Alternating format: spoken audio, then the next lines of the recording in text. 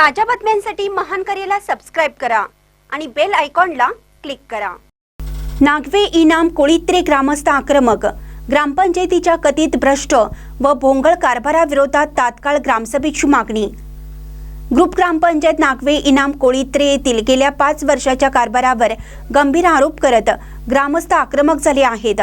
ग्रामपंचायतीत झालेल्या कामामध्ये मोठ्या प्रमाणावर अनियमितता व कथित भ्रष्टाचार झाल्याचा आरोप करत ग्रामस्थांनी पंचायत समिती चंदगड येथील गटविकास अधिकारी यांच्याकडे लेखी निवेदन सादर केले आहे। सामाजिक लेखापरीक्षण अहवाल तयार करण्यासाठी तातडीने ग्रामसभा घेण्यात यावी, तसेच दोषी आढळणाऱ्या संबंधितांवर कठोर कारवाई करावी अशी ठाम मागणी ग्रामस्थांनी केली।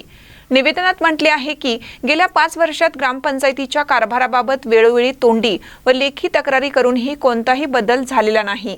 ग्रामस्थांनी मागवलेल्या माहितीत मोठ्या प्रमाणावर तफावत आढळून आली असून सार्वजनिक कामांसाठीचा निधी व खर्च चुकीच्या पद्धतीने केल्याचा आरोप करण्यात आला।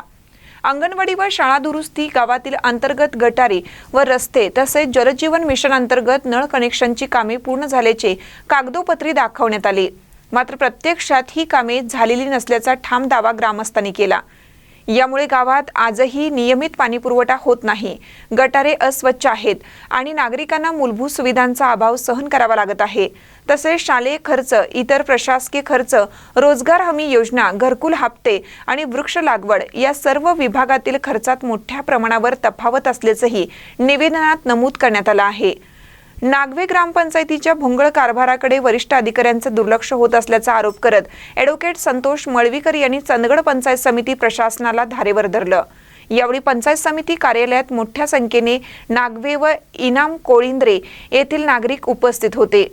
आता प्रशासन या प्रकरणी काय भूमिका घेते, तात्काळ ग्रामसभा घेऊन सामाजिक लेखापरीक्षण होते का आणि दोषींवर कारवाई होते का, याकडे संपूर्ण तालुक्याचं लक्ष लागून राहिलं आहे। महानकर न्यूजसाठी प्रकाश रायनापुरे, चंदगड।